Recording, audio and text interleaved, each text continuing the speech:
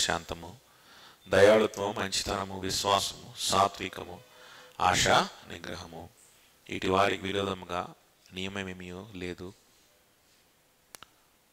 క్రీస్తు యేసు సంబంధులు శరీరమును దాని ఇచ్చలతోనూ దురాశలతోనూ సిలువ వేసి ఉన్నారు. సో మరలా మధ్య మధ్యలో మనకు జ్ఞాపకం చేస్తున్నాడు.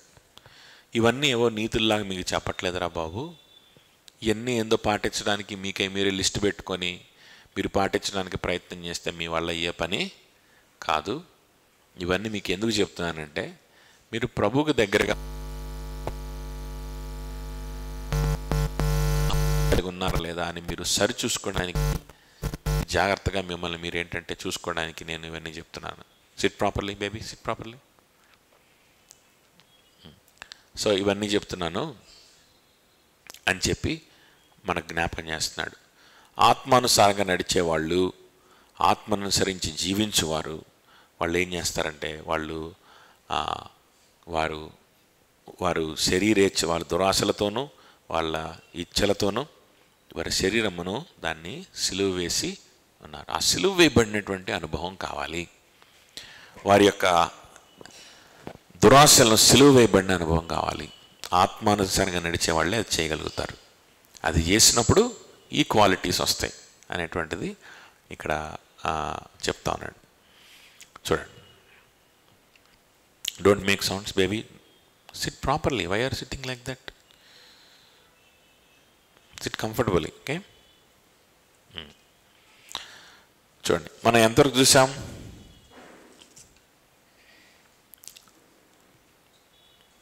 లవ్, జాయ్, పీస్ చూసాం కదా.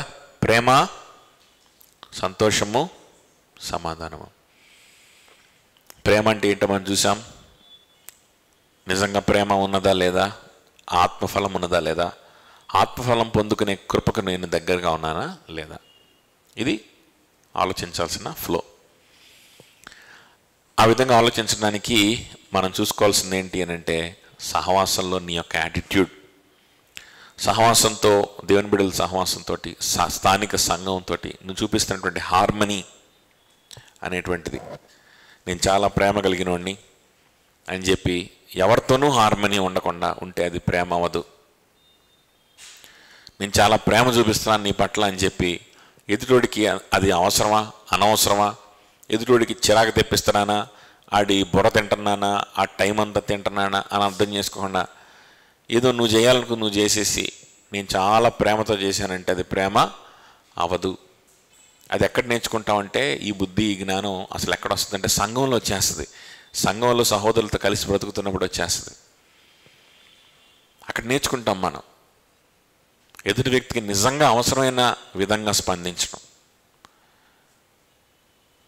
నిజంగా అవసరమైన విధంగా, అవసరమైన చోట ఓదార్చడం, అవసరమైన చోట జాలిపడ్డం, అవసరమైన చోట ఏంటంటే మనం ఆదరించడం, ఉపయోగపడే విధంగా ప్రవర్తించడం అనేటువంటిది. ఆ హార్మోనియస్గా అందరూ కలిసి పనిచేస్తూ ఉంటాం కాబట్టి సంఘంలో ప్రతి ఒక్కళ్ళం కూడా మరలా ఏంటి అని అంటే ఏదో క్షణికమైనటువంటి గోల్స్ తోటి కాకుండా, అంటే ఇప్పుడు వీడు దుఃఖంలో ఉన్నాడు, వీడిని ఇప్పుడు నవ్వించాలి అని అట్లాగా ఏదో క్షణికమైన టెంపరీ గోల్స్తో కాకుండా అసలు ఇది ఎందుకు ఈ దుఃఖంలోకి వెళ్ళాడు, అసలు వీడు ఎందుకు ఈ డిప్రెషన్లోకి వెళ్ళాడు, ప్రభువుకి ఎందుకు దూరం అయిపోయాడు, ప్రభువులో ఎంత సంతోషం ఉంటే, ప్రభువులో ఎంత ప్రేమ ఉంటే దేవునిలో ఎందుకు ఉండలేకపోతున్నాడు అని చెప్పి ఆలోచించి ప్రభు గురించి ఆ వ్యక్తికి చెప్పడానికి, మరలా ప్రభుకి దగ్గర చేయడానికి ప్రయత్నం చేసే విధంగా ఒక్కొక్కసారి మనం ప్రయత్నం చేస్తుంటాం. దానివల్ల ఏంటంటే అప్పటికప్పుడుకి ఏంటంటే వాడు నవ్వడం, కానీ వాడికి పర్మనెంట్ సొల్యూషన్ వస్తుంది. ఏమొస్తుంది? The right way to love అనేది మనకు ఉండాలి. అది ఆత్మఫలం. అది లేకపోతే మనము రక్షింపబడినాం అని మనం చెప్పలేము. అది లేని ఎడల మనం ఏం చేయాలంటే, ప్రభా నాకు ఇదేం కనిపించట్లేదు నా జీవితంలో, నన్ను క్షమించు, నన్ను రక్షించు ప్రభా, నాకు రక్షణ ఇవ్వు, నీ ఆత్మతో నన్ను నింపు, నా కృపనివ్వు. ఆ కృపకు దగ్గరగా ఉండడానికి నేను ఏం చేయాలో అవి చేస్తా, నీకు దగ్గరగా ఉంటా, నా కృపనివ్వు అని ప్రభువుని అడిగి విశ్వాసంతో ప్రభు దగ్గరికి వెళ్ళాలి. అప్పుడు రక్షింపబడతాం. సో తర్వాత సంతోషము అనే విషయాన్ని మనం చూసాం కదా. సంతోషం, ఇది సంతోషం అంటే ఏదో పైకి ఉండేది కాదు. సంతోషం అనేటువంటిది అన్స్పీకబుల్ జాయ్, యేసు క్రీస్తులో మనకున్నటువంటి రక్షణ ఆనందం. సో అట్టి గొప్ప సంతోషం మనకు ప్రభువులో ఉంది అని మనం మాట్లాడుకున్నాం. ఆ తర్వాత సమాధానం అంటే ఏంటి? సమాధానం, నిజంగా సమాధానంతో ఉన్నావా లేదా ఎట్లా తెలుస్తుంది అని అంటే, సమాధానం అనేటువంటి బంధముతో ఇతరులతో మనం కట్టబడి ఉంటాం అని మనం మాట్లాడుకున్నాం. అలాగనే ఒడిదొడుకులు వచ్చినప్పుడు, శ్రమ వచ్చినప్పుడు కదలకుండా ఉంటాం. అది సమాధానంతో ఉన్నాడు యొక్క లక్షణం. ప్రశాంతంగా మొహం ప్రశాంతంగా పెట్టుకున్నంత మాత్రాన అది సమాధానంతో ఉన్నట్టు కాదు. శ్రమ వచ్చినప్పుడు కదలకుండా ఉన్నవాడు సమాధానంతో ఉన్నవాడు అన్నమాట. తర్వాత లాంగ్ సఫరింగ్, ఓర్పుతోటి ఉండడం అనే దాని గురించి మాట్లాడుకున్నాం. ఓర్పు నీకు నిజంగా ఉందా?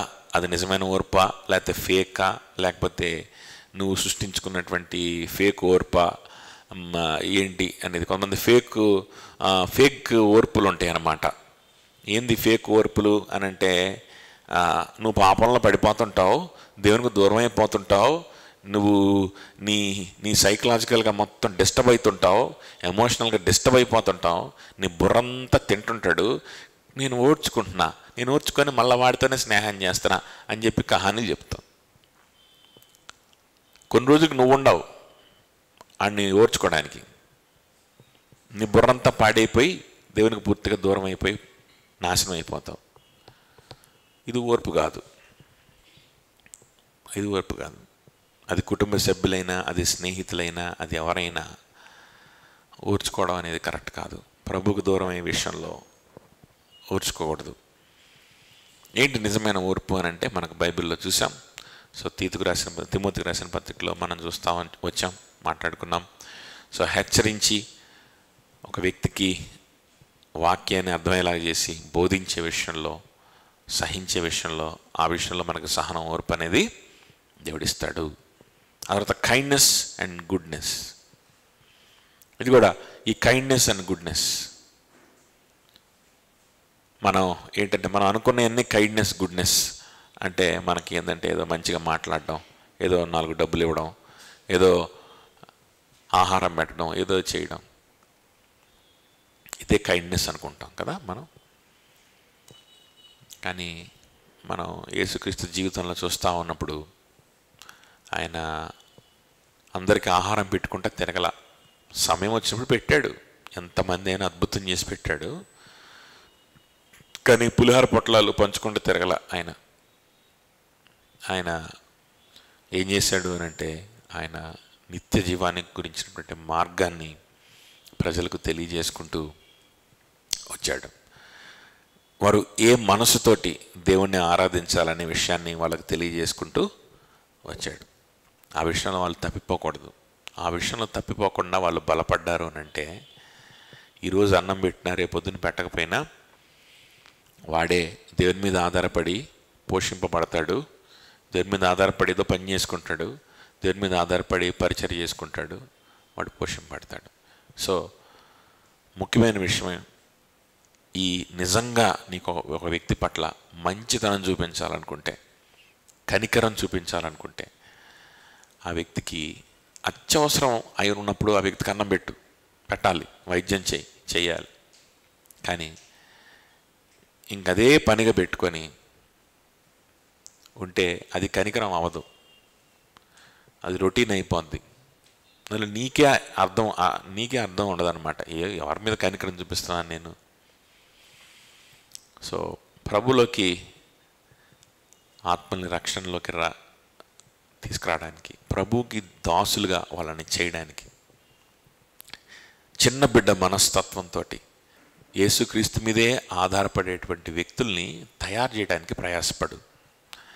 అలా ఒక వ్యక్తి మారాలని ఇష్టపడి, సహించి, ఆ వ్యక్తితో సమయం గడిపి, ఆ వ్యక్తికి ఏంటంటే నువ్వు స్నేహం ఇచ్చి, అవసరమైనప్పుడు ఆహారం, అవసరమైనప్పుడు వైద్యం, అవసరమైనప్పుడు కావాల్సినవి కూడా ఇచ్చి,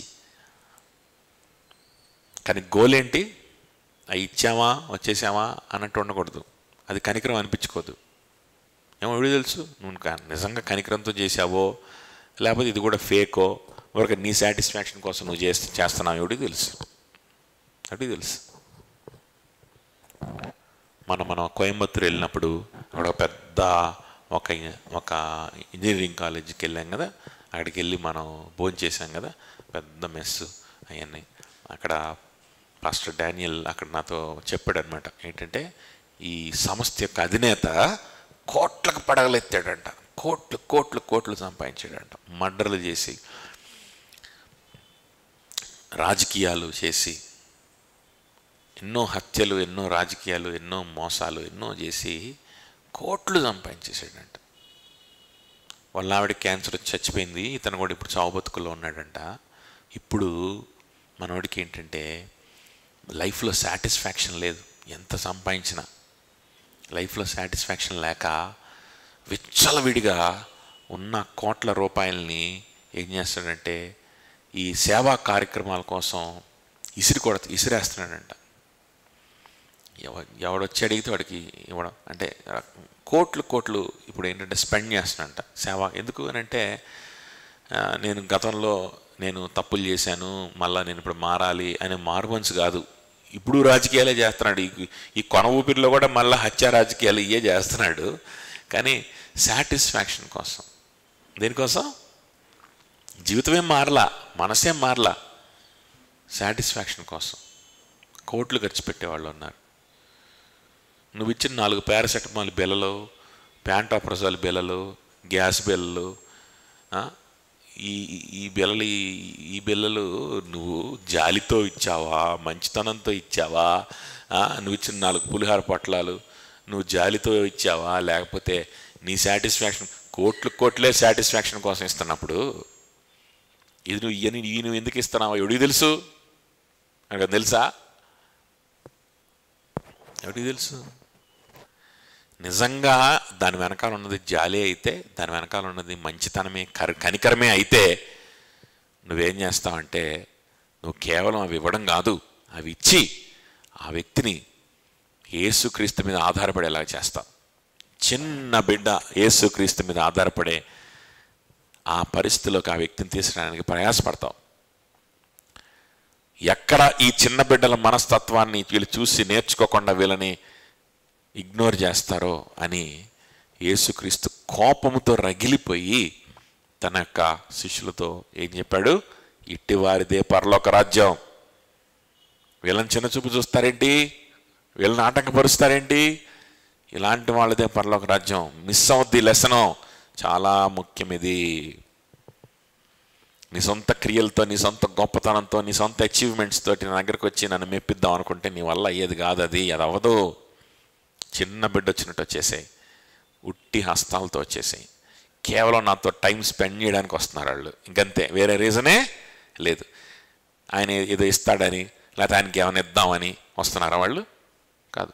ఇదిగో ప్రభా, నేను చాలా సంపాదించాను, చాలా గొప్ప పేరు తెచ్చుకున్నాను, చాలా పెద్ద హాస్పిటల్కి వెళ్తున్నాను, దాన్ని వచ్చి రిబ్బన్ కటింగ్ చేద్దు కానీ నేను గణపరుస్తాను, నీకు సన్మానం చేస్తాను అని చెప్పి పిలవడానికి వస్తున్నారా పిల్లలు? నో, రాట్లా. లేదా ఏదన్నా ఇస్తావా అని అడగడానికి వస్తున్నారా? రాట్లా. కేవలం ఆయనతోటి కొంచెంసేపు కూర్చొని ముచ్చట్లు చెప్దామని వస్తున్నారు. అర్థమవుతుందా? యేసుక్రీస్తుతోటి, ఒకరితో కాదు ముచ్చట్లు, యేసుక్రీస్తుతోటి కేవలం. అలా వచ్చేవారిని ఆటంకపరచొద్దు, అలా వచ్చేవారిదే పరలోక రాజ్యం. ఆ కాంటెక్స్ట్ అవన్నీ మనం చూస్తే అంతవరకే దాని ఇంటర్ప్రిటేషన్. ఇంకా చిన్న బిడ్డ అనగానేమి అని పెద్ద ఎస్సేలు రాయకండి, పెద్ద పెద్ద ప్రసంగాలు ఉంటాయి, అవి చూడబాకండి. చిన్న బిడ్డ అంటే చాలా మంచివాడు, చిన్న బిడ్డ అంటే కళ్ళ కపటం ఎరుగనివాడు, పాపము లేనివాడు, వ్యభిచారము చెయ్యనివాడు అని ఈ కహానీలు కాదు. సింపుల్ లెసన్ నేర్చుకోవాలి. అది నేర్చుకోవడం చేతగాక ఇవన్నీ పాయింట్లన్నీ ఏం ఉపయోగం? సింపుల్ లెసన్ ఆల్రెడీ ఉంది అక్కడ. వాడు ఎందుకు వస్తున్నాడు? అది ఫినిష్. చూడండి, సో అది నేర్పించడానికి ప్రభు కోప్పడినా అది ఏంటంటే అది కనికరమే కదా.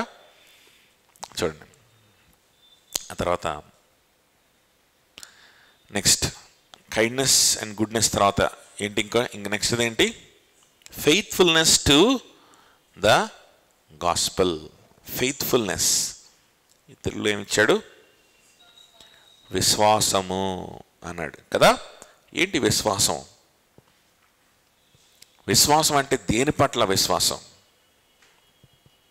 సువార్త పట్లే. దేని పట్ల విశ్వాసం ఉంచుతావు? ఒక సంఘంలో ఉన్నవాడు, గలతీ సంఘంలో ఉన్న విశ్వాసం దేని పట్ల విశ్వాసం ఉంచుతాడు? సువార్త పట్లే. సువార్త పట్ల విశ్వాసం. అసలు ఆల్రెడీ విశ్వాసం ఉంచిన వాడికే కదా ఈ ఆత్మఫలాలు, పరిశుద్ధాత్మతోటి సహవాసం.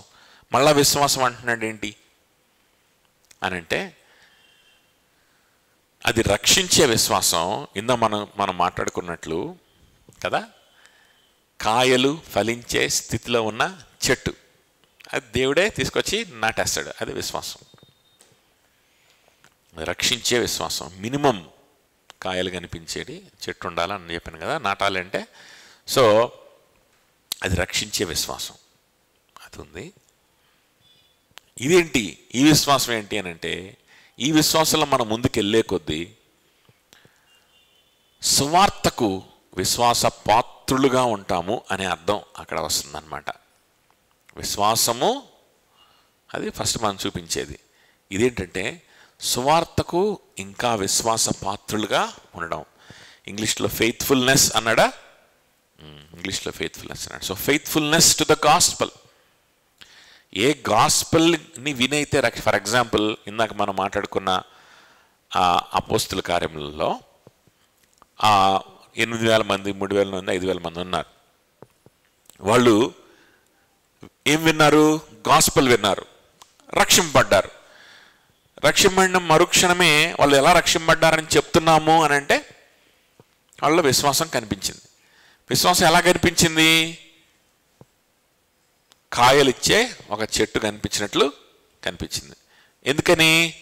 ఇమ్మీడియట్గా వాళ్ళ నిర్ణయాలు తీసుకుంటున్నారా లేదా? ఎవరో అనన్య షపీరా లాంటి వాళ్ళు తప్ప అదవుతుందా? మొత్తం నెంబర్ చూస్తే కనుక అక్కడ 3,000, ఇక్కడ 5,000, మొత్తం 8,000. 8,000 ఈస్టు ఈ తప్పైన వాళ్ళు ఎంతమంది? 2 కదా. సో ఆ సువార్త విన్న వాళ్ళల్లో నిజంగా అంటే ఇంకా చాలా మంది, వీళ్ళకంటే ఇంకా చాలా లక్షల మంది ఉన్నారు. వాళ్ళు అసలు వాళ్ళు పట్టించుకోలేదు, వాళ్ళు అసలు సంఘంలో చేరలేదు. సంఘంలో చేరిన వాళ్ళల్లో గురించి చెప్తున్నా. సంఘంలో చేరిన వాళ్ళల్లో ఎక్కువ మంది నిజమైన విశ్వాసులు ఉన్నారు, కొంతమంది ఫేక్ వాళ్ళు ఉన్నారు. వాళ్ళు వెళ్ళిపోయారు, ఎలిమినేట్ అయిపోయారు. అదవుతుందా? They are eliminated. పేతురేం చచ్చిపోలా, పేతురేం చంపేలా, కత్తి తీసుకొని పొడిచి చంపేసాడా లేదా ఊరేసి చంపాడా? ఏం చంపలే, పేతురేం చంపాడా? తాకని కూడా తాకలా. పేతురు తాకేడేంటి? దేవుని ఉగ్రత వాళ్ళ మీదకి వచ్చింది, చనిపోయారు. ఓకే, అదవుతుందా? సో పరిశుద్ధాత్మ దేవుడే అక్కడ కలుగు చేసుకున్నాడు. సో అది జరిగింది. సో సంఘంలో ఎక్కువ శాతం ఎవరుంటారు? నిజమైన విశ్వాసులే ఉంటారు. ఇలా ఉంటారు అన్నమాట. వీళ్ళు ఈ నిజమైన విశ్వాసులు, వీళ్ళ విశ్వాసం అంతకంతకి పెరుగుతూ ఉంటుంది. వాళ్ళ ఫలాలు ఏంటంటే ఇంకా పెరుగుతూ ఉంటాయి. అలా పెరగడానికి ఏం కావాలి అని అంటే మళ్ళా కావాల్సింది సువార్తే. ఏ సువార్తతోటైతే వాళ్ళకి విశ్వాసం కలిగిందో, వాళ్ళ జీవితంలో విశ్వాసం అనే కాయలిచ్చే చెట్టును తీసుకొచ్చి నాటాడో దేవుడు, ఏ విశ్వాసం అయితే వచ్చిందో ఈ విశ్వాసం మరలా ఎలా నాటాడు? ఎప్పుడు నాటాడు దాన్ని అంటే వాడు సువార్త వింటున్నప్పుడే నాటాడు. ఆ ఫలం కూడా ఏంటంటే, ఆ మొట్టమొదటి వచ్చిన ఫలాలు కూడా ఏంటి అని అంటే, ఆ సువార్త కోసం బ్రతకాలి, ఆ సువార్తలో ఉన్నటువంటి కృపను ఆశ్రయిస్తూ బ్రతకాలి అనే ఫలమే కదా. సో ఇప్పుడు ఇంకా ముందుకి వెళ్ళే కొద్ది కూడా ఇంకా ఆ వృక్షం పెద్దదై ఫలించడానికి కూడా కారణం ఎవరు? సువార్తే అయి ఉంటుంది. సో యేసుక్రీస్తే అయి ఉంటాడు, ఆయన సిలువ సువార్తే అయి ఉంటుంది. కాబట్టి విశ్వాసంలో కొనసాగుతూ ఉంటాడు విశ్వాసి. ఇంకా ఇంకా ఫ్రెష్గా ప్రతిరోజు దేవుని మీద విశ్వాసం ఉంచుతూ ముందుకెళ్తూ ఉంటాడు. ఓకే, ఇది ఒక్కసారిగా స్టార్ట్ అయ్యే ఈవెంట్, కానీ అది అంతటితో ముగిసిపోయే ఈవెంట్ కాదు. ఒక్కసారిగా సడన్గా వచ్చేటువంటి వృక్షం అంటే పొద్దున్నే చూడంగానే కాయలు చెట్టు ఉంటుందని చెప్పాను కదా, అట్లా వస్తుంది. కానీ ఇంక అంతటితో ఆగదు, అంతటితో ఆగేది మాత్రం కాదు. ఇది ఫలిస్తూ ఉంటుంది, ఇంకా ఇంకా బ్రాంచెస్ వస్తూ ఉంటాయి, ఫలాలు ఇస్తూ ఉంటుంది. సో దానికి తోడ్పడేది ఏంటి అని అంటే సువార్తే. సో దీన్ని విశ్వసనీయత అంటారనమాట. విశ్వాసము ఎదిగే విశ్వాసం, గ్రోయింగ్ ఫెయిత్. ఇది సేవింగ్ ఫెయితే అదే, కానీ అది ఏమవుతుంటుంది? రోజు రోజుకి గ్రో అవుతూ ఉంటుంది. శిష్యులు జీవితాలు కనుక మనం చూసుకుంటే, శిష్యుల జీవితాల్లో ప్రభు రమ్మన్నాడు, వాళ్ళ వలలను వాళ్ళ పని పాటల్ని విడిచిపెట్టేసుకుని ఉన్నపాటుగా ప్రభువుని వెంబడించి వచ్చేసారు. ఇంకొక వ్యక్తి, ప్రభా నేను వెంబడిస్తాను ప్రభా, కానీ మా ఇంటికి వెళ్ళి వాళ్ళందరికీ సెలవు తీసుకొని వస్తాను. ఒకటేమో నేను మా ఇంటి దగ్గరికి వెళ్ళి మా నాన్నని పాతి పెట్టుకొని వస్తాను అంటే మృతులు పాతి పెట్టుకుంటారు. నాగటి మీద చేయి వేసి వెనక్కి తిరిగి చూడువాడు దేవుని రాజ్యానికి పాత్రుడు కాదు అని సేవకు సమర్పించుకునే వాళ్ళకి చెప్తుంటారు మనోళ్ళు. సేవకు సమర్పించుకునే వాళ్ళకి కాదు అది చెప్పింది, రక్షింపబడ్డానికి. ప్రభు సువార్తను విని, ప్రభా నేను నీకు శిష్యుడిని అవుతా, నేను రక్షింపబడాలి, నేను విశ్వాసం ఉంచుతున్నా అంటే, అవునా అబ్బాయి విశ్వాసం ఉంచుతున్నా, మర్రా వచ్చేయి, వస్తాను కానీ ఇంట్లో చిన్న పనులు చూసుకుని వస్తానంటే కుదరదురా. విశ్వాసం అంటే విశ్వాసమే. నీలో కనుక విశ్వాసం ఉంటే నువ్వేం చేస్తావు? ఇంకేం ఆలోచించవు, వెనక్కి తిరిగి నాగటి మీద నువ్వు చేయబెట్టినట్టే, నువ్వు వెనక్కి తిరిగి చూడవు. ఇది ఏదో సేవకు సమర్పించుకునే పాస్ట్ ట్రైనింగ్కి వెళ్ళడానికి ఉన్నటువంటి పిలుపు కాదు, ఇది సువార్త పిలిపే. అర్థమవుతుందా చెప్తుంది? This is saving faith, this is saving faith. మరి లేకపోతే ఎందుకు అన్నానే సపీరు చచ్చిపోతారు? వాళ్ళు ఎందుకు ఎక్స్కమ్యూనికేట్ అయిపోయారు? లోకం నుంచి ఎక్స్కమ్యూనికేట్ చేసి పారేసాడు. ఎందుకంత ఉగ్రత? ఎందుకంత ఉగ్రత? రక్షణ సువార్తతో గేమ్స్ ఆడొద్దు. రక్షణ అంటే ఏంటి, విశ్వాసం అంటే ఏంటి అనేటువంటి టాపిక్స్తో గేమ్స్ ఆడొద్దు, చాలా డేంజర్ అయిపోద్ది. పిచ్చి పిచ్చి మాటలు మాట్లాడకూడదు, పిచ్చి పిచ్చి ఫిలాసఫీలు చెప్పకూడదు రక్షణ గురించి. చాలా డేంజర్, దేవుని ఉగ్రత వచ్చేస్తుంది, జాగ్రత్త.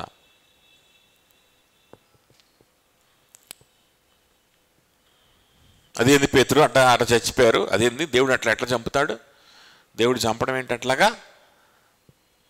దేవుడు అన్యాయం చేశాడు, అట్లా చంపుతాడు వాళ్ళని ఇద్దరిని? సరే కనీసం ఎంతో కొంత ఇచ్చారంటే, ఎంతో కొంత ఉన్నట్టేగా, చంపొచ్చా దేవుడు అన్నాడా? వాడికి మళ్ళీ మూడో గొత్తు తోవాల్సి వచ్చేది అక్కడ. అవునా కాదా? గేమ్స్ ఆడొద్దు, సువార్తతో గేమ్స్ ఆడడానికి లేదు.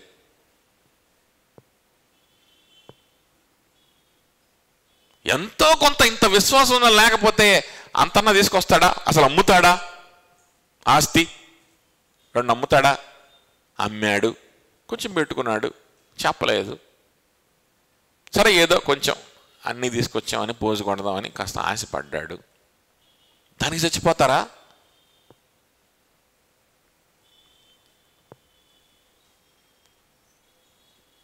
అదవుతుంది చెప్తుంది. రక్షణ కానిదాన్ని, విశ్వాసం కానిదాన్ని విశ్వాసమని, విశ్వాసాన్ని విశ్వాసం కాదని, సువార్త కాని దాన్ని సువార్తని, సువార్తనేమో సువార్త కాదని, విశ్వసనీయతని, నిజమైన విశ్వాసంలో ముందుకు వెళ్ళడాన్నేమో అది విశ్వసనీయత కాదు, అది ఏదో లీగలిజం, లేకపోతే అది ఇది ఇంకోటి, అది ఇది అని చెప్పి అవసరం లేదని,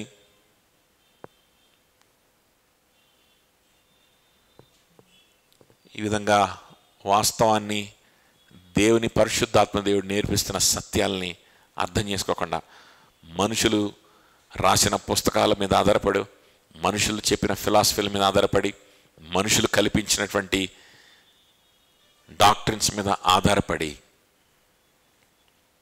ఉండేటువంటి వ్యక్తులు వాళ్ళు నిప్పుతో చెలగాటం ఆడుతున్నారని గుర్తుపెట్టుకోండి. అర్థమవుతుందా? అది. So this is called faithfulness. ఏ విశ్వాసం ద్వారా అయితే రక్షింపబడ్డాడో ఆ విశ్వాసము ఇంకా ఫలము, ఏ ఫలమైతే వచ్చేసిందో ప్రభుతో ఉండాలి, ప్రభు కృపకు అందుబాటులో ఉండాలి, ఆయన సంఘంతో కలిసి బ్రతకాలి అని ఏ విశ్వాసం అయితే పుట్టిందో ఆ పుట్టిన విశ్వాసాన్ని వాడు ఏం చేస్తాడు? ఇంకా అభివృద్ధి చేసుకుంటాడు. మినిమం అయితే వచ్చేసింది, మినిమం ఒక ఆలోచన అయితే వచ్చేసింది, ఇది తప్పనించి నాకు వేరే దిక్కు లేదని. ఆ ఆలోచనని క్రియారూపంలో ఏంటంటే పెడతా. అసలు ఆలోచన లేదనుకో నువ్వు ఎట్లా రక్షింపడినట్లు? నీకు ఆ దుఃఖమే లేదనుకో నువ్వు ఎలా రక్షింపడినట్లు? అర్థమవుతుందా? ఆ కమిట్మెంట్ వచ్చేస్తుంది ఫస్ట్, ఆ తర్వాత అందులో దాన్ని చిన్నగా క్రియారూపంగా అది మారుతూ అదేంటంటే అది ఫలిస్తూ ఉంటుంది ఆ విశ్వాసం. అర్థమవుతుందా? అది కాబట్టి ఫెయిత్ఫుల్నెస్, ఆ విశ్వాసంలో కొనసాగడం, ఆ విశ్వాసంలో నుంచి ఇంకా కొన్ని క్రియల్ని బయటికి తీసుకురావడం, దాన్ని ఫెయిత్ఫుల్నెస్ అంటారు. ఆ ఫెయిత్ కొనసాగడం అంటారు. ఇది కూడా ఆత్మఫలం అంట. ఇది కూడా ఎప్పుడు జరుగుద్ది అని అంటే దేవుని కృపను ఆశ్రయించినప్పుడు, దేవుణ్ణి ఆశ్రయించినప్పుడు, క్రీస్తుని ఆశ్రయించినప్పుడు, ఆయన్ని ధ్యానిస్తూ ఉన్నప్పుడు జరుగుద్ది. లేకపోతే ఇది కూడా జరగదు, ఆగిపోయినట్లు కనిపిస్తుంది. అప్పుడు రక్షణానందాన్ని కోల్పోతాం. నిజమైన విశ్వాసం అయితే ఎక్కువ కాలం అలా కోల్పోయి ఉండడు, మళ్ళీ రికవర్ అవుతాడు వెంటనే. అదవుతుందా? సో ఇది కూడా ఆత్మఫలం. తర్వాత లాస్ట్ది కదా, ఏముంది అక్కడ? మీక్నెస్. ఏమన్నాడు మీక్నెస్ని? సాత్వికము, ఆశా నిగ్రహం, తర్వాత సెల్ఫ్ కంట్రోల్, మీక్నెస్. ఓకే, 1 కొరింథీయులకు రాసిన పత్రిక 4:21 చూడండి. 1 కొరింథీయులకు రాసిన పత్రిక 4:21.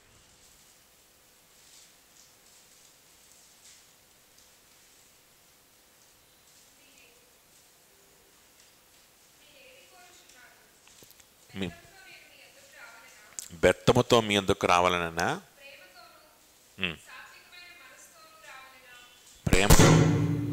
ప్రేమతోనూ సాత్వికమైన మనసుతో రావాలనన్నా.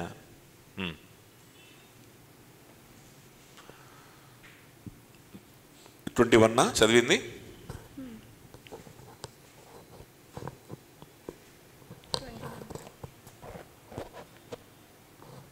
చూడండి, ఇక్కడ పౌలు 2 మాటలు మాట్లాడుతున్నాడు. ఒకటి, బెత్తముతో రావాలా, సాత్వికమైన మనసుతో రావాలా. బెత్తముతోటి ఎందుకు వస్తాడు? సాత్వికమైన మనసుతో ఎందుకు వస్తాడు? బెత్తముతో ఏమో ద్వేషించి, సాత్వికమైన మనసుతో ఏమో ప్రేమించినప్పుడు సాత్వికమైన మనసుతో వస్తాడా? ఆయన స్థాపించి, ఆయన ప్లాన్ చేసినటువంటి సువార్త చెప్పి ఒక్కొక్క వ్యక్తిని రక్షణలోకి తీసుకొని వచ్చి ఆయన ప్లాన్ చేసినటువంటి సంఘము పట్ల ఆ సేవకుడికి ద్వేషం కలుగుద్దా? కాదు. అంత ద్వేషమే ఉంటే వాళ్ళని విడిచిపెట్టేయాలి. అసలు వాళ్ళ దగ్గరికి వెళ్ళడానికి కూడా అవసరం లేదు. అది ఏమన్నా సంస్థ, వాళ్ళ దగ్గర నుంచి ఏమన్నా డబ్బులు వస్తున్నాయా? అది ఏమన్నా పెద్ద ఏదన్నా ఇదే ఒక కార్పొరేట్ వ్యవస్థ అయితే వెళ్ళిపోయి అక్కడికి వెళ్ళి మొత్తం ఉద్యోగాలను పీకి పారేసి వాళ్ళందరినీ పీకి కొత్త వాళ్ళని తీసుకొని ఆ ఫ్యాక్టరీ రన్ చేయడం లేకపోతే ఆ ఇండస్ట్రీ రన్ చేయడం ట్రై చేయాలి. ఇప్పుడు అంత అవసరం ఏముంది? వదిలేయచ్చు కదా, అసలు వాళ్ళని విడిచిపెట్టేయచ్చు కదా. ద్వేషం ఉంటే విడిచిపెట్టేస్తాడు. సో విడిచిపెట్టట్లా, మరలా వాళ్ళ దగ్గరికి వెళ్ళాలని ఇష్టపడుతున్నాడు, మరలా వాళ్ళని కలవాలని ఇష్టపడుతున్నాడు, వాళ్ళని సరిచేయాలని ఇష్టపడుతున్నాడు. కానీ ఆ సరిచేసే విషయంలోనే రెండు విధాలుగా నేను సరిచేయగలను, రెండు విధాలుగా మిమ్మల్ని నేను ప్రేమించగలను. ఒకటి ఏంటి? సాత్వికంతో ప్రేమించగలను, ఇంకొకటి బెత్తముతో ప్రేమించగలను. చూడండి, సాత్వికంతో రావాలనుంది నాకు, మంచి మాటలతో నేను మీ దగ్గరికి రావాలనుంది అని అంటూరే నేను బెత్తంతో కూడా నేను రాగలను అనే విషయాన్ని వాళ్ళకి బోల్డ్గా తలుచుకున్నాడు కదా. తను తాను తగ్గించుకుంటున్నాడు. ఎలా తగ్గించుకుంటున్నాడు? ఎన్ని మైళ్ళు దూరం కాలు నడకన, లేకపోతే ఏ గాడిదల మీద, గుర్రాలు కూడా దొరకవు, గాడిదల మీద కాలు నడకన తిరిగి ఆత్మల్ని సంపాదించి అక్కడికి వెళ్ళిపోయాడు. మళ్ళా అదే ప్రయాణం చేసి తిరిగి రావాలని కోరుకుంటున్నాడు వాళ్ళ కోసం. This is humbleness. ఏమొస్తుంది ఆయనకి? ఏం గుర్తింపు వస్తుంది? ఈయన మళ్ళీ తిరిగి వీళ్ళ దగ్గరకు వస్తే వాళ్ళు గుర్తిస్తారా, లేకపోతే తంతారా, లేకపోతే అసలు ఎదురు తిరుగుతారా కూడా తెలియని పరిస్థితి. అర్థమవుతుందా? ఏం ఉపయోగం ఇప్పుడు నేను చేసి? దీనివల్ల నాకేంటి ఉపయోగం? దీనివల్ల నాకేంటి లాభం అనే ప్రశ్న వచ్చినప్పుడు ఆ ప్రశ్నకు ఏంటంటే అతీతంగా నువ్వు నిర్ణయం తీసుకోగలుగుతున్నావంటే that shows that you are humble. ఈ హంబుల్నెస్ గురించి నేను ఇంకా చాలా కథలు చెప్పచ్చు, రకరకాల మీనింగ్స్, రకరకాల ఇల్లస్ట్రేషన్స్ తీసుకొని హంబుల్నెస్ గురించి చాలా చెప్పచ్చు నేను, కానీ చెప్పదలుచుకోవట్లా. అవన్నీ మీకు తెలియనివి కాదుగా. ఇప్పుడు అన్నీ మిమ్మల్ని ఇప్పుడు నేను ఎమోషనల్గా ఇప్పుడు ఈ వాట్సాప్ స్టోరీలు అవన్నీ చెప్పి నేను ఎమోషనల్ చేయాల్సిన అవసరం లేదు. ఓకే, తగ్గించుకోవడంలో అవి కూడా ఉంటాయి. ఒక వ్యక్తి దగ్గర తగ్గించుకోవడం, ఒక వ్యక్తికి సేవ చేయడం, కానీ కోర్, మన లోపల కోర్లో ఉండాల్సినటువంటి వాల్యూ ఏంటి అని అంటే హంబుల్నెస్ ఎప్పుడు వస్తుంది, నిజమైన హంబుల్నెస్ అంటే ఏంటి అని కనుక మనం ఆలోచన చేస్తే మనకు ఒక్కోసారి ఏం ఆలోచన వస్తుందంటే ఉపయోగం ఏందిరా, నాకేంటి ఉపయోగం అని ఆలోచన వస్తుంది. ఆ ఆలోచనల్ని పక్కన పెట్టగలగడాన్ని ఏమంటారు? హంబుల్నెస్ అంటారు. అదవుతుందా? ఇంత ప్రయాణం చేసి మళ్ళీ వీళ్ళ దగ్గరికి వెళ్ళడానికి నాకేంటి, వీళ్ళతో మాట్లాడితే నాకేంటి, వీళ్ళకి జాలితో మాట్లాడితే నాకేంటి, వీళ్ళని బెత్తం తీసుకెళ్ళి మాట్లాడితే నాకేంటి, వీళ్ళని హెచ్చరిస్తే నాకేంటి, వీళ్ళు మారతలేదో తెలీదు, వీళ్ళు ఎట్లా రిసీవ్ చేసుకుంటారో తెలీదు, వీళ్ళు ఎదురు తిరుగుతారేమో తెలీదు, అయినా సరే దేవుడు నాకు ఇచ్చాడు వీళ్ళని. అక్కడ కొంతమంది అన్న విశ్వాసులు ఉన్నారు, అది దేవుని సంఘం, నేను వెళ్తాను, నేను మీ దగ్గరికి రావాలనుకుంటున్నాను, నన్ను కోరుకుంటున్నాడు. చూసావా? దాన్ని ఏమంటారు? హంబుల్నెస్ అంటారు. హంబుల్నెస్ అంటారు. సాత్వికంతో వెళ్ళినా హంబుల్నెస్సే, బెత్తం తీసుకొని వెళ్ళినా కూడా అది పౌలు హంబుల్నెస్సే. సో పైన కాదు కనిపించాల్సింది హంబుల్నెస్, పైన కాదు కనిపించాల్సింది. ఎప్పుడన్నా అట్లా నిర్లక్ష్యం చేసావా నీకు వచ్చిన ఆలోచనని?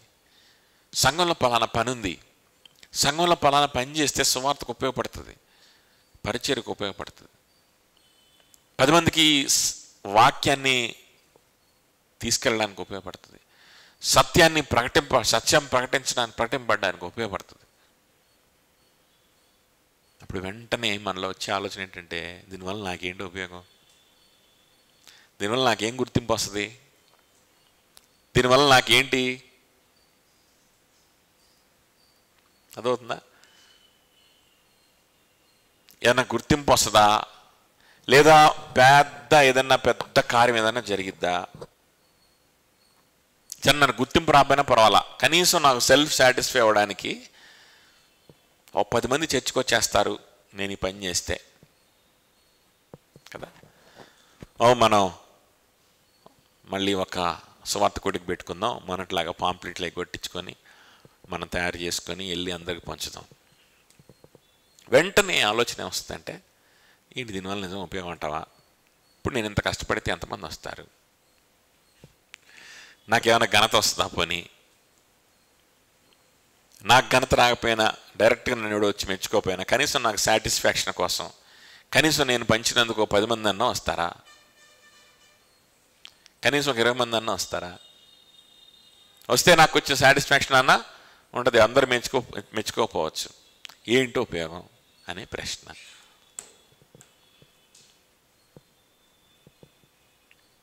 హంబుల్నెస్ అంటే ఏంటంటే ఆ ప్రశ్నను అధిగమించగలగడమే హంబుల్నెస్. హంబుల్నెస్ అంటే ఏంటంటే ఈ ప్రశ్నలకు నాకు దగ్గర సమాధానం ఉండకపోవచ్చు, నేను అనుకున్నట్లుగా అలాంటి గుర్తింపు రాకపోవచ్చు, అలాంటి రిజల్ట్ రాకపోవచ్చు, నేను సాటిస్ఫై అయ్యేంత రిజల్ట్ కూడా రాకపోవచ్చు. నేను పడ్డ ప్రయాస నేను ఈ విధంగా నేను కొలుసుకోదలుచుకోవట్లేదు. ఆ ప్రయాసని ఎంత ప్రయాస అన్నా పడిని నేను ఒకటే ఆలోచిస్తాను, అదేంటంటే సంఘము కలిసి అలా చేస్తే బాగుంటుందని నిర్ణయించుకున్న సంఘ పెద్దలు నిర్ణయించారు. దానికి వెనకాల ఉన్నటువంటి ఉద్దేశాన్ని తెలియజేశారు. ఆ ఉద్దేశం ఏంటో, ఆ ఉద్దేశమే కరెక్ట్గా లేదనుకో, అంత తిక్కలుగా ఉందనుకో ప్లాను, లేదన్నా కొంచెం ఇదేదో వేరేగా ఉంది, మనం ఇట్లా మార్చుకుంటే బాగుంటుందని చెప్పి మార్చుకోవడానికి మనకి ఎలాగో స్వాతంత్రం ఉంది కదా. అక్కడ మళ్ళీ హంబుల్నెస్ అంటే మళ్ళీ అక్కడ మాట్లాడకుండా బెల్లం కొట్టిన రాయిలాగుండి అని నాకు పెద్దగా దీనివల్ల ఉపయోగం అనిపించట్లేదు కానీ అడగను, అదే నా హంబుల్నెస్ అంటే. అది హంబుల్నెస్ కాదు, కొవ్వు. అది హంబుల్నెస్ కాదు, కొలెస్ట్రాల్ అంటారు దాన్ని. అర్థమైందా? ఆ హంబుల్నెస్ అది కాదు ఉండాల్సింది. డౌట్ ఉంటే అడిగి తెలుసుకొని క్లారిఫై చేసుకొని దీనికి రిజల్ట్ వచ్చినా రాపోయినా, ఏది జరిగినా జరగకపోయినా, నాకు గుర్తింపు వచ్చినా రాపోయినా, I will do it because there is reason behind it. There is a good intention behind it and the intention is Christ centered. The intention is gospel centered. That is enough. నాకు అది చాలు అని మనం ఏంటంటే దాన్ని ఏమంటారంటే తగ్గించుకోవడం అంటారు. ఏమంటారు? తగ్గించుకోవడం. ఒక వ్యక్తితోటి మన పాపాన్ని, మన బలహీనతల్ని పంచుకోవడం కావచ్చు కదా. ఏమొస్తుంది పంచుకుంటే వీటితోటి? వీడు పెద్ద మేధావా, వీడు నాకు ఒరగబెట్టేస్తాడా? సంఘ కాపర్లు, సంఘ పెద్దలు ఉన్నప్పుడు వాళ్ళ దగ్గరికి వెళ్ళి కొన్ని సలహాలు అడగడం కావచ్చు, మీరు ఏదన్నా పరిచయం చేస్తే దాని గురించి వెళ్ళి మాట్లాడడం కావచ్చు, ఎవరన్నా కలిస్తే వాళ్ళ గురించి వెళ్ళి డిస్కస్ చేయడం కావచ్చు, మీరు ఎవరితోన్నా కౌన్సిల్ చేస్తే నేను ఇలా కౌన్సిల్ చేశాను, ఇది కరెక్టా కాదా ఏంటి అని చెప్పి మాట్లాడడం కావచ్చు. అదవుతుందా? మీకు మీరే అడిగించుకున్న దాకా చేయడం కాదు. వెన్ యూ డూ సంథింగ్, ఏమీ లేకుండా పని పాట లేకుండా బేవర్స్గా సోమరుగా కూర్చొని ఉంటే ఇప్పుడు ఎవడు మీరు రారు, నేను రమ్మనలేను. ఆఫ్కోర్స్. కానీ కనీసం ఏదైనా చేసినప్పుడు చేసి వెళ్ళి పంచుకుంటా ఉంటే, కొన్ని సలహాలు అడుగుతూ ఉంటే అప్పుడు ఇంకా చేయాలనిపిస్తుంది. ఒకవేళ లేజినెస్లో ఉన్న ఆ లేజినెస్ మనం ఏం చేయగలుగుతాం? అధిగమించగలుగుతాం. అర్థమవుతుందా? ఒకవేళ ఏదైనా స్తబ్దతలో ఉన్నా, ఒకవేళ ఏదైనా డల్నెస్లో ఉన్నా, లేకపోతే ఏదైనా ఒక డిప్రెషన్లో, అందులోంచి మనం బయటికి వచ్చేయగలుగుతాం. ప్రభు కోసం ఒక పని, ఒక బాధ్యత తీసుకొని ఒక చోటకి వెళ్ళి, ఇదిగో నేను పలానా బాధ్యత తీసుకుందాం అనుకుంటున్నాను, ఇదిగో పలానా వ్యక్తి చాలా మంచిగా ఉన్నాడు, ఇదిగో పలానా వ్యక్తి చెప్పింది వింటున్నాడు, అదిగో పలానా స్థలంలో అవకాశం ఉన్నట్లుగా కనిపిస్తుంది, నేను ఆ బాధ్యత తీసుకుందాం అనుకుంటున్నాను, ఏంటి అలా చేయొచ్చు, ఇంకా ఎలా చేయొచ్చు, ఏంటి ఏం మాట్లాడి డిస్కస్ చేస్తా ఉన్నప్పుడు, కొన్ని సలహాలు తీసుకుంటా ఉన్నప్పుడు అప్పుడు లేజినెస్ గురించి కూడా బయటకు వచ్చేస్తాం. ఎందుకంటే రేపు చెప్పాను కదా, పంచుకున్నాను కదా, మళ్ళీ రేపొద్దున అన్న అడుగుతాడేమో అనేది ఉంటుంది కదా. ఇప్పుడు లేజినెస్ని అధిగమించుకుంటాం. అంటే నా కోసం మీరు చేయమని కాదు, ఆ లేజినెస్ మిమ్మల్ని బంధించిన టైంలో అందులో నుంచి అధిగమించడానికన్నా కనీసం అది ఆ తర్వాత మళ్ళీ ప్రభు కోసమే పనిచేస్తావు. అదవుతుందా? ఆ డిప్రెషన్ నిన్ను బంధించిన టైంలో, ఆ లేజినెస్ నిన్ను బంధించిన టైంలో కనీసం అందులో నుంచి అట్లా బయటికి రావడానికన్నా, అరే అన్న అడుగుతాడు, తప్పేముంది, తప్పేం లేదు, అందులో నుంచి బయటకు వచ్చేస్తావు. బయటకు వచ్చేసి ఆ తర్వాత మళ్ళీ ప్రభు కోసమే పనిచేస్తావు, నా కోసం పని చేయవు. అదవుతుందా? వన్స్ బయటకు వచ్చేసిన తర్వాత నీ మైండ్ ఫ్రీ అయిన తర్వాత, నువ్వు ఫ్రెష్గా అయిపోయిన తర్వాత, నీ మైండ్ యాక్టివేట్ అయిపోయిన తర్వాత, నువ్వు పనిలో పడిన తర్వాత మళ్ళీ ప్రభువుని స్తుతిస్తావు. ఎందుకంటే నిజమైన విశ్వాసి ప్రభుని స్తుతించగలుగుతాడు, ఇంకెవరిని స్తుతించగలుగుతాడు? ప్రభు కోసమే పని చేయగలుగుతాడు, ఇంకెవరి కోసం పని చేయగలుగుతాడు కదా? అదవుతుందా? కానీ అయినప్పటికీ కూడా మనుషులకు మనం తగ్గించుకోవడం అనేటువంటిది మనకు సెక్యూరిటీ ఇస్తుంది. మనుషులకు తగ్గించుకోవడం అనేటువంటిది మనకు సేఫ్టీగా ఉంటుంది.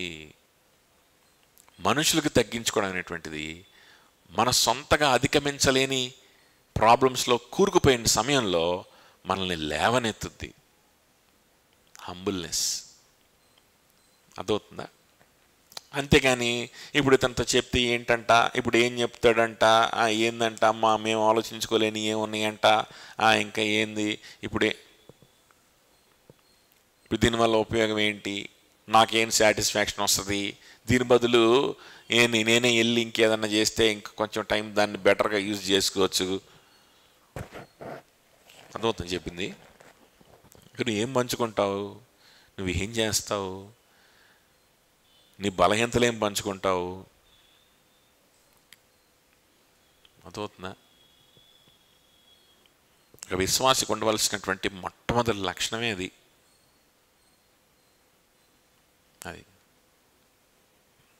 కనీసం వెంటనే కాకపోయినా అది ఏంటనంటే ఎప్పటికైనా అది రావాలి, అది కనిపించాలి. ఒక విశ్వాసులు అది కనిపించాలి. ఇక్కడ మన దగ్గర రక్షింపబడేటువంటి వ్యక్తులు అయితే వాళ్ళు రక్షింపబడడానికి ముందే అది చూసే మనం వాళ్ళకి ఏంటంటే మెంబర్షిప్ అనేది ఇస్తాం. బ్యాప్టిజాలు ఇవ్వాలన్నా, మెంబర్షిప్ ఇవ్వాలన్నా అది చూసిన తర్వాతే ఇస్తాం. చాలామంది వ్యక్తులు ఉన్నారు, అలాంటి వ్యక్తులు ఉన్నారు. సో ఆ క్వాలిటీ అనేది లేకపోతే, ఆ ట్రాన్స్పరెన్సీ లేకపోతే, ఆ పంచుకునే మనసు లేకపోతే, ఆ హంబుల్నెస్ లేకపోతే అసలు నీకు ఎట్లా, ఏ విధంగా నువ్వు రక్షింపడ్డావని చెప్పి ఏ రక్షణ ఆనందంతో బ్రతుకుతున్నావు అనేది నా డౌట్. కొంతమంది విశ్వాసులు మన సభ్యులు కూడా ఉన్నారు, వాళ్ళు ఏం చేస్తున్నారో తెలియట్లేదు. ఒక నెల, 2 నెలలు, 3 నెలల దాకా ఏం ప్రార్థన చేసుకుంటున్నారు, ఎలా ప్రార్థన చేసుకుంటున్నారా లేదా, ఏమన్నా పరిచర్య చేస్తున్నారా, అసలు ఏం ఆలోచిస్తున్నారు ఏంటి అనేది తెలియాలి అని అంటే ఒక 3 నెలలకు ఒకసారి, 4 నెలలకు ఒకసారి. నా ప్రశ్న ఏంటంటే, అసలు నీకు రక్షణ ఆనందం ఉందా? అసలు నువ్వు రక్షణలో సంతోషిస్తున్నావా? It's a big doubt for me. I don't think so. నువ్వు ప్రభువులో సంతోషిస్తున్నావు నేనైతే అనుకోవట్లేదు.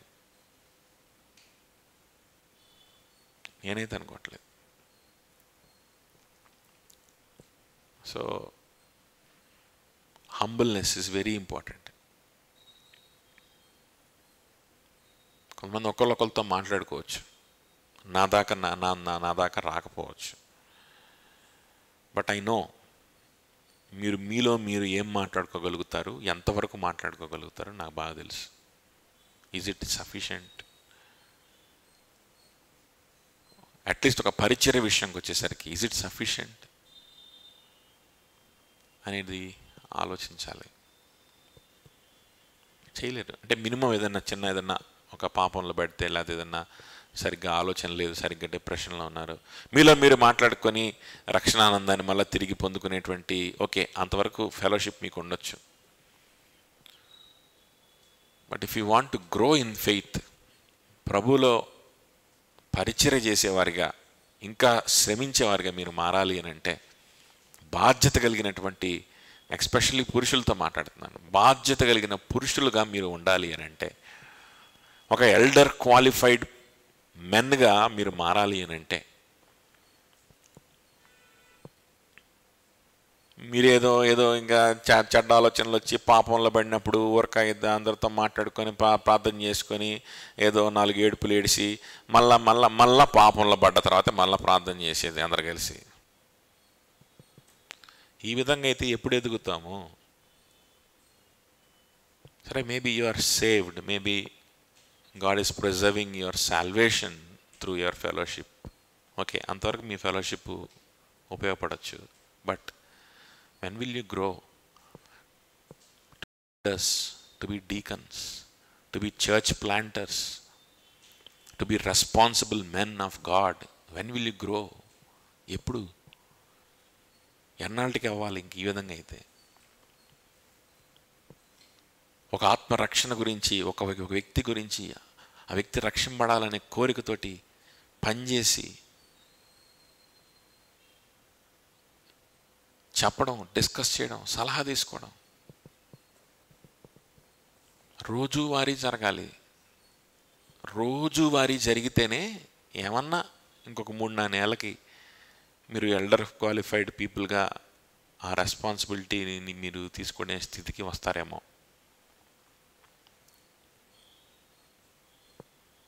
చూడండి, what is lacking? Maybe humbleness. Maybe that is lacking. మేము హంబుల్గా లేక మేమేమైనా ఎదురు తిరిగామన్నా, ఏమన్నా అన్నామా, మేమన్నా ఎదురు తిరిగామా, మేమేం చేసామన్నా అని మీరు అనొచ్చు. అని ఎదురు తిరగకపోవడం కాదు హంబుల్నెస్ అంటే. అది కాదు హంబుల్నెస్ అంటే. ఏం ఉపయోగం అని ఆలోచన వచ్చినప్పుడు, నాకేంటి అని ఆలోచన వచ్చినప్పుడు దాన్ని అధిగమించడం హంబుల్నెస్. అది చేయలేకపోతున్నావు అంటే you are not humble enough. You are not humble enough to grow in faith. కాబట్టి ఈ విషయంలో చాలా జాగ్రత్త కలిగి ఉండాలి. తర్వాత నెక్స్ట్ పదం చూడండి, సెల్ఫ్ కంట్రోల్. నెక్స్ట్ పదం ఏంటి?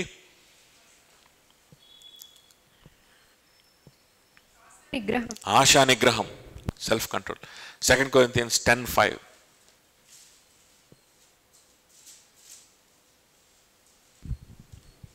మేము వితర్కములను దేవుని గూర్చిన జ్ఞానమును అడ్డగించి ప్రతి ఆటంకమును పడద్రోసి ప్రతి ఆలోచనను క్రీస్తుకు లోబడినట్లు చెరపట్టి మీరు సంపూర్ణ విధేయతను కనపరిచినప్పుడు సమస్తమైన అవిధేయతకు ప్రతిదండన చేయ సిద్ధపడి ఉన్నాము. ప్రతి ఆలోచనను అంటున్నాడు కదా, ఏంటంట? ప్రతి మలచదు ప్రతి ఆటంకమును పడద్రోసి ప్రతి ఆలోచనను క్రీస్తుకు లోబడినట్లు చెరపట్టి. ప్రతి ఆలోచనను క్రీస్తుకు లోబడినట్లుగా చెరపట్టి.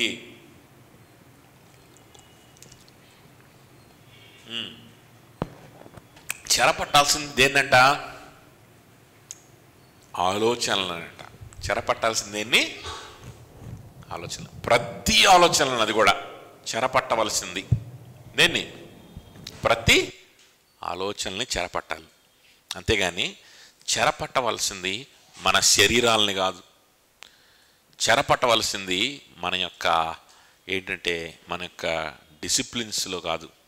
మనల్ని మనం చెరపట్టుకుంటే ఉపయోగం లేదు. ఆలోచనలను బంధించాలి. మనల్ని మనం బంధించుకుంటే ఉపయోగం లేదు.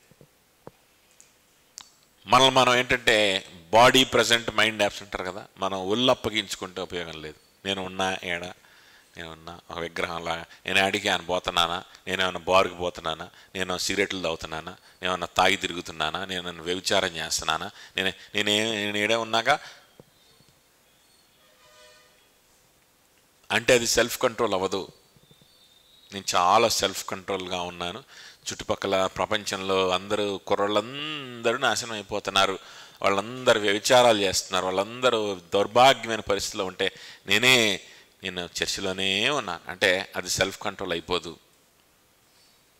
చెరపట్టుకోవాల్సింది నీ శరీరాన్ని కాదు, నిన్ను నువ్వు చెరపట్టుకోవడం అంటే నీ ఆలోచనలను, ప్రతి ఆలోచనలను, మళ్ళా 1-2 కాదు, ఎన్ని ఆలోచనలంట, ప్రతి ఆలోచనలను చెరపట్టి క్రీస్తుకు లోబడినట్లుగా చేయాలంట. క్రీస్తుకు లోబడినట్లుగా చేయాలి. అప్పుడు దాన్ని ఏమంటారంటే సెల్ఫ్ కంట్రోల్ అంటారు. ఈ సెల్ఫ్ కంట్రోల్ లేనప్పుడు ఏమవుతుందో తెలుసా, ఈ అంటే ఆలోచనలను చెరపట్టే సెల్ఫ్ కంట్రోల్ లేనప్పుడు మనం అనుకోవచ్చు ఆలోచనలు ఏవేవో వస్తున్నాయి కానీ ఆలోచనలు ఏముందిలే, అది కూడా మరీ వ్యభిచార సంబంధమైన ఆలోచనలు, అపవిత్రమైన ఆలోచనలు కూడా కాదు, కానీ ఏయో పిచ్చి ఆలోచనలు, పిచ్చి ఆలోచనలు, ఆడేంది ఈడేమనుకుంటున్నాడు నా గురించి, ఇదేం జరుగుతుంది, ఏంటి సంగతి అని ఆలోచనలు, తర్వాత ఎంటర్టైన్మెంట్ గురించి ఆలోచనలు, కొంచెం రిలాక్స్ అవుదాం, ఏంది అన్నీ మనం ఏం చేసినా ఉపయోగం లేదు, ఏదో రిలాక్స్ అవుదాం, లేకపోతే ఎంటర్టైన్మెంట్కి వెళ్దాము, లేకపోతే టైం ఉంది, ఏంటి మాకు ఆ మాత్రం ఫ్రీడమ్ లేదా, కొంచెంసేపు సెల్ ఫోన్ చూద్దాం,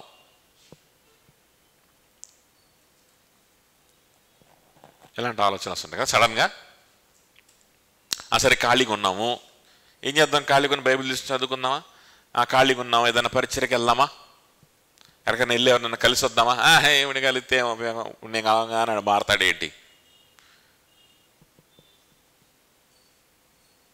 కూర్చుని కొంచెంసేపు సెల్ ఫోన్ చూద్దాం, సరదాగా రిలాక్స్ అవుదాం. రిలాక్సేషన్ కావద్దు మరి, నాకు కూడా మనిషినే కదా, రిలాక్స్ అవుదాం. ఆ చేసిన పొంగేం ఉండదు, మళ్ళా రిలాక్స్, సెల్ ఫోన్, లేకపోతే అనుకున్నది. నేను మాట్లాడుతుంది ఇలాంటి ఆలోచనల గురించి కూడా, ఇలాంటి ఆలోచన గురించే మాట్లాడుతున్నా. ఎందుకంటే వీటినే మనం చెరపట్టం, మిగిలిన వాటిని చెరపట్టడానికి ప్రయత్నం చేస్తామేమో కానీ వీటిని మనం చెరపట్టం. ఒక యాంగ్జైటీ వచ్చింది, ఒక డిప్రెషన్ వచ్చేస్తుంది, ఒక సూసైడల్ థాట్స్ వస్తున్నాయి, ఒక వ్యభిచార అపవిత్రమైన ఆలోచనలు వస్తున్నాయి. అలాంటి వాటిని చిచి ఏంటి ఇలాంటి ఆలోచనలు వస్తున్నాయి అని చెప్పి ఆపుకోవడానికి ప్రయత్నం చేస్తాం. కానీ ఇలాంటి వాటిని ఆపుకోవడానికి ప్రయత్నం చేయం. కానీ పౌలు ఏమంటున్నాడు, ప్రతి ఆలోచనను ఏమంటున్నాడు, ప్రతి ఆలోచనను చెరపట్టి క్రీస్తుకు లోబడేలాగా చేయాలి. ఇలా చేయకపోతే ఏమవుద్దంటే, ఆ ఆలోచనలను చెరపట్టి క్రీస్తుకు లోబడేలాగా చేయకపోతే, ఈ ఆలోచనలో సెల్ఫ్ కంట్రోల్ కనుక మనం సాధించుకోకపోతే ఏమవుద్దంటే, ఆలోచనలోనేగా నిజమే కొంచెం సెల్ఫ్ కంట్రోల్ పోయినట్టు అనిపిస్తుంది, నాకు కూడా అనిపిస్తుంది, ఆలోచనలోనే సెల్ఫ్ కంట్రోల్ పోయినట్టు అనిపిస్తుంది, రిలాక్స్ అయిపోదాం అనిపిస్తుంది, ఊరక ఏదో ఎంటర్టైన్మెంట్, ఏదో ఏంటంటే మనం ఏదైనా చేద్దాం అనిపిస్తూ ఉంది, రిలాక్స్ అయిపోదాం అనిపిస్తుంది. ఒక ప్రార్థన చేసుకోవాలా, దాని గురించి ఆలోచన లేదు, పరిచర్య గురించి ఆలోచన లేదు. సో నా మాట వినట్లా, నా మైండ్ ఎటు వెళ్ళిపోతుంది, కంట్రోల్ తప్పుతుంది అని అర్థమవుద్ది. కానీ ఏం చేసుకోనంటే దాన్ని కంట్రోల్ చేసుకోను. ఇదేం పెద్ద అపవిత్రమైన ఆలోచనలా ఏంటి, ఏమన్నా పాపం చేద్దాం అనే ఆలోచన అయితే కంట్రోల్ చేసుకోవచ్చు. ఇప్పుడు ఇది ఏముంది, మామూలుగా ఇప్పుడు ఏదో ఆ పని చేద్దాం, ఈ పని చేద్దాం, లేకపోతే ఏదన్నా బయటికి పోయి వరకు తిరిగి వద్దాం, లేకపోతే ఏమన్నా కొనుక్కుని తిందాం, లేకపోతే ఏమన్నా తయారు చేద్దాం, లేకపోతే ఏదో ఉందంట వెబ్ సిరీస్ అది స్టార్ట్ చేద్దాం, ఇటువంటి ఆలోచన వచ్చింది అనుకో, ఇది పెద్ద అపవిత్రమైన ఆలోచన ఏంటి, కంట్రోల్ చేసుకోబుద్ధి కాదు. అప్పుడు ఏమవుతుంది తెలుసా, ఇలాంటి ఆలోచనలు ఎప్పుడైతే మనం కంట్రోల్ చేసుకోవడం, పూర్తిగా మన ఆలోచనల మీద కంట్రోల్ ఎప్పుడైతే మనం కోల్పోతామో, అప్పుడు సాతానుగాడు చూసి అప్పుడు ఒక భయంకరమైనటువంటి పాపపు సంబంధమైనటువంటి ఆలోచనని వేసేస్తాడు. నువ్వు పూర్తిగా వదిలేసి ఉన్నావుగా, కంట్రోల్ పూర్తిగా వదిలేసి ఉన్నావు. నువ్వేమనుకుంటున్నావంటే ఇట్లాంటివి వస్తాయి, కానీ మహా అయితే ఆ అమెజాన్ ప్రైము మనకి ఈ సెల్ ఫోన్ రీఛార్జ్ చేసుకుంటే దాంతోపాటు వచ్చేస్తుంది కాబట్టి అది తీసి అన్న చూద్దాం, ఏదైనా ఒక సినిమా చూద్దాం, మహా అయితే అక్కడ దాకా వెళ్తాం. అక్కడి నుంచి ఒక్కడికి కూడా మనం ముందుకు వెళ్ళలేము. ఎలాగెళ్తాం, మన విశ్వాసం కదా, మనం చాలా భక్తులం, ఇంకా అంతకు మించి జరగదు ఏమి అనుకుంటాం మనం. అనుకొని కంట్రోల్ అంతా ఏం చేస్తాము, రిలాక్స్ చేస్తాం. అప్పుడు సాతానుగాడు ఒక భయంకరమైన పాపపు తలంపుని అట్టు విసురుతాడు. ఆ దెబ్బకి ఏంటంటే మనసు అపవిత్రం అయిపోద్ది. ఆ దెబ్బకి అసలు మనం ఏంటంటే అసలు కోలుకోలేని విధంగా వ్యభిచారాల్లో పడిపోయే వ్యక్తులు కూడా బోల్డ్ మంది ఉన్నారు. అందుకని సెల్ఫ్ కంట్రోల్ అంటే ఏవో పోర్నోగ్రఫీ చూడకుండా, లేకపోతే ఏదో వ్యభిచారం చేయకుండా, ఏదో స్త్రీలు యొక్క ఆలోచనలు, లేకపోతే ఏదో ఏదో ఏదో ఎందెందో ఇంకా అమ్మాయిలు అమ్మడి తిరగడం, అబ్బాయిలు అమ్మడి తిరగడం, ఇట్లాంటివి చేయకుండా మనం కంట్రోల్ చేసుకుని, అబ్బో నేను ఎవరిని చూడండి, నేను ఎవరితో పెద్దగా మాట్లాడను, నేను భక్తిగా ఉంటాను, ఇంకా అది చేయకుండా ఉంటే చాలు, నేను చాలా సెల్ఫ్ కంట్రోల్లో ఉన్నట్టు అని కాదు. చాలా పట్టవలసినవి ఏంటంట, ప్రతి ఆలోచన, ఎస్పెషల్లీ క్రీస్తు గురించి ఆలోచించనివ్వకుండా నీ మైండ్ని ఆక్యుపై చేసేటువంటి ప్రతి ఆలోచన, క్రీస్తుకు సమయాన్ని ఇవ్వకుండా నీ సమయాన్ని ఆక్యుపై చేసేటువంటి ప్రతి ఆలోచన, అది ఎంత మంచి ఆలోచనలాగైనా నీకు కనిపించవచ్చు.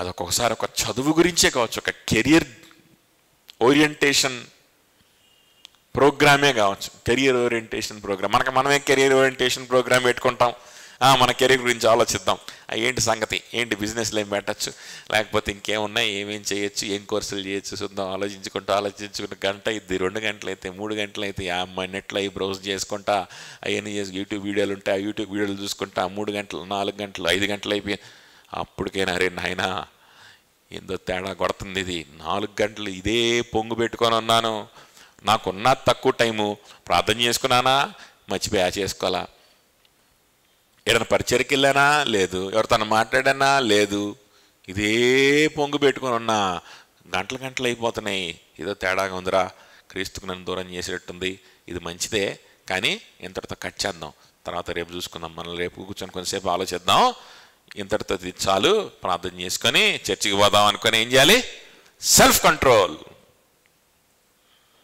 మంచి ఆలోచన చెడ్డ ఆలోచనలు అయ్యి, మంచి ఆలోచనలు చెడ్డ ఆలోచనలా, మంచి ఆలోచనలే అవసరం, మనకు అవసరం ఒక్కోసారి అవి, అర్థమవుతుందా? పురుషులకైతే ఇంకా అవసరం, బాధ్యత కలిగినటువంటి పురుషులుగా మీరు ఎదగాలి, కుటుంబాన్ని పోషించుకునేవారుగా ఉండాలంటే అవన్నీ అవసరం. కానీ ఎక్కడ కట్ చేయాలో తెలియాలి, ఎక్కడ కట్ చేయాలో తెలియాలి. ప్రభుకి ఇవ్వాల్సిన సమయం ఇచ్చావు, చక్కగా ఆరాధన చేసుకున్నావు, ప్రార్థన చేసుకున్నావు, వాక్యం చదువుకున్నావు, పరిచయం చేయాల్సినవి చేసావు, అన్నీ చేసిన తర్వాత ఆ తర్వాత 2-3 గంటలు మిగిలినాయి. ఆ 2-3 గంటలు ప్రశాంతంగా నీకు ఎంత రీసెర్చ్ కావాలంటే అంత రీసెర్చ్ చేసుకో, అది నీకు ఆటంకం అవ్వదు కదా. అర్థమవుతుంది చెప్పింది? చాలా మంచి ఆలోచనలు కావచ్చు, చెర పట్టకపోతే if you lose your God ఏమవుద్ది అని అంటే అప్పుడు ఏం జరుగుద్దో కూడా మనం చెప్పలేని పరిస్థితిలో ఉంటాం అన్నమాట. కాబట్టి సెల్ఫ్ కంట్రోల్, ఈ విధంగా వెంటనే ఆలోచన రావడం, చెడ్డ ఆలోచన కావచ్చు, మంచి ఆలోచన అయినా కావచ్చు, క్రీస్తుకి ఇవ్వాల్సిన సమయం అయిపోతుంది, ద క్లాక్ ఈజ్ టికింగ్. ఏదైనా అవ్వకపోయినా ఒకటి మాత్రం తరిగిపోతూ ఉంటుంది కదా, ఏంటది? దాని గురించి ఆలోచన లేకుండా మనం ఏంటి అని అంటే ఉంటే కుదరదు, అది అయిపోతూ ఉంటుంది. కాబట్టి సెల్ఫ్ కంట్రోల్ చేసుకొని మనం ఏంటంటే ప్రభువుకి జీవితాన్ని ఇవ్వడం కదా, దేవునికి ఉపయోగపడేటువంటి జీవితాన్ని కట్టుకోవడానికి మన ఆలోచనల్ని స్పెండ్ చేయడం, లేకపోతే మధ్య మధ్యలో ప్రార్థన చేసుకోవడం. ప్రభా నా కెరీర్ గురించి ఆలోచిస్తున్నాను, డబ్బులు సంపాదించాలి, ఎలాగ ఏంటి అని ఆలోచిస్తున్నాను, ఒక గంట అయిపోయింది, ఒక చిన్న ప్రార్థన, ప్రభా నా జ్ఞానం ఇవ్వయ్యా, నేను నిన్ను మర్చిపోకుండా ఏదైనా సరే నీకు దూరం అయిపోకుండా ఒక మంచి జీవనోపాధి నాకు ఇవ్వు, మంచి ఆలోచనలు ఇవ్వయ్యా, ఏది ఇచ్చినా నీ కోసం బ్రతుకుతాను ప్రభా, నీ గురించి కాంప్రమైజ్ అయ్యే ప్రసక్తి లేదు, నీ కోసం చేసే సేవ కాంప్రమైజ్ అయ్యే ప్రసక్తి లేదు, నీ సువార్త ప్రకటించే పని కాంప్రమైజ్ అయ్యే ప్రసక్తి లేదు. నేను పురుషుడిగా ఉన్నాను, నా కుటుంబాన్ని పోషించుకోవాలి, లేకపోతే నేను ఇతరుల మీద ఆధారపడదలుచుకోవట్లేదు, నన్ను నేను పోషించుకోవాలి. కాబట్టి జ్ఞానం ఇవ్వు. ఒక చిన్న ప్రార్థన చేసుకో, దేని మీద ఆధారపడు, ఒక పావుగంట ప్రార్థన చేసుకో, మళ్ళా స్టార్ట్ చేయి. ఉద్యోగం ఎత్తుక్కుంటున్నావు, ఏం చేయాలో ఆలోచిస్తున్నావు, రీసెర్చ్ చేస్తున్నావు, అర్థమవుతుందా చెప్పింది? అది లేకపోతే ఏమవుతుంది, ఈ ఆలోచనలు ఆలోచిస్తావు, ఆ బిజినెస్ గురించి ఆలోచిస్తావు, డబ్బుల గురించి ఆలోచిస్తావు, ఇన్వెస్ట్మెంట్ గురించి ఆలోచిస్తావు, ఆఖరికి స్టాక్ మార్కెట్ అంటావు, ఆ స్టాక్ మార్కెట్ దగ్గరికి వెళ్తావు, అవి ఓపెన్ చేస్తావు, అక్కడ నుంచి చూస్తే ఇంకేవేడో చెప్తాడు, మోటివేట్ చేస్తాడు, వాడు డబ్బులు అంటాడు, వాడు ఇది అంటాడు, డబ్బులు ఎట్లా కూడబెట్టుకోవాలి అని చెప్తా ఉంటాడు. అసలు ఎస్ ఇది కదా, అసలు ఇందులోనే అంతా ఉంది అనిపించేస్తుంది, అసలు ఇందులోనే సంతోషం, ఇందులోనే అసలు అచీవ్మెంట్ అన్నీ ఇందులోనే ఉన్నాయి అనిపిస్తూ ఉంటుంది. వాడిని చూస్తేనేమో వాడు ఏ వ్యభిచారం అయి ఉంటాడు, ఆ యూట్యూబ్లో చెప్పేవాడు, లేకపోతే వాడు ఏంటంటే వాడు ఏ ఎంటర్టైన్మెంట్ గురించో చెప్తాడు, సడన్గా మళ్ళీ టాపిక్ డైవర్ట్ అయ్యిద్ది. నిజమే కదా, ఇలాంటివన్నీ మనం చదవాలి, ఇలాంటివన్నీ మనం చేయాలి, కష్టపడాలి, ఇన్వెస్ట్మెంట్ చేయాలి, డబ్బుల గురించి ఆలోచించాలి. ఆ తర్వాత చక్కగా రిలాక్స్ అవ్వడానికి ఏంటంటే మన రిలాక్సేషన్ కావాలి. ఆ రిలాక్సేషన్ కావాలంటే ఏం చేయాలి, మనం ప్రశాంతంగా కూర్చొని కొంతసేపు ఏదన్నా సినిమా చూద్దాం, ప్రశాంతంగా కూర్చొని రిలాక్స్ అవుదాం, ఒక మంచి మోటివేషన్ ఏదో చేద్దాం అని అంటాడు. నీకు మోటివేషన్ ఇచ్చేది ఎవడు? నీకు మోటివేషన్, అందరికంటే మోటివేషన్ ఇవ్వడానికి ఒక ఆయన ఉన్నాడు కదా, ఆయన దగ్గర పోవచ్చుగా. పోబుద్ది కాదు, వాడి లోకంలోనే ఉండబుద్ధి అవుద్ది అనమాట. అదే నా ఒక సబ్జెక్టు మనం దాని గురించి ఒక డిగ్రీ గురించి ఆలోచించిన, ఒక జాబ్ గురించి ఆలోచించిన, ఒక కెరీర్ గురించి ఆలోచించిన కదా, మనకు చెప్పేవాళ్ళు వాక్యానుసారంగా చెప్పరు కదా, వాళ్ళు ఏదో చెప్తుంటారు, అందులో మునిగిపోతాం. ఒక గంట వింటే ఓకే, 2 గంటలు వింటే ఓకే, తర్వాత ప్రార్థన చేసుకుందా నేను చెప్పినట్టు చేస్తే ఓకే. అలా కాకుండా గంటలు చేస్తున్నాం అనుకో,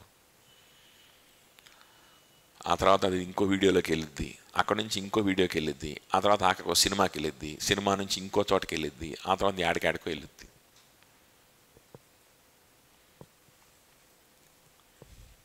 అర్థం చెప్పింది?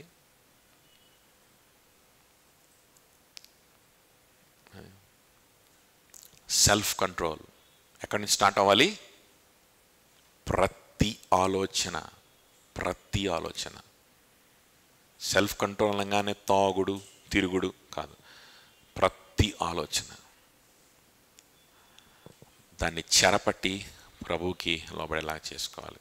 చూడండి, ఈ విధంగా ఎవరు చేస్తారంటే ఆత్మానుసారంగా నడిచేవాళ్ళు చేస్తారు. ఈ విధంగా ఎవరు చేస్తారంటే యేసుక్రీస్తు సంబంధం ఉంటేనే ఇది సాధ్యమవుతుంది. మనం మాట్లాడుకున్న వీటన్నిటిలో కూడా యేసుక్రీస్తు సంబంధానికి లింక్ ఉంది, యేసుక్రీస్తు స్నేహానికి లింక్ ఉందా లేదా? యేసుక్రీస్తు స్నేహం అనే ఫ్యాక్టర్ లేకపోతే ఇవేవి మనం అచీవ్ చేయలేము, ఇవేవి కూడా సాధ్యపడవు.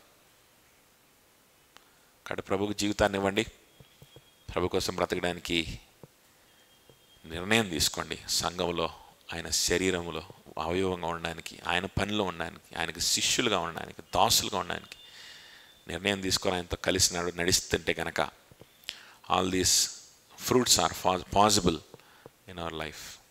ప్రార్థన చేసుకుందాం, అందరూ లేచి నిలబడదాం. That's all.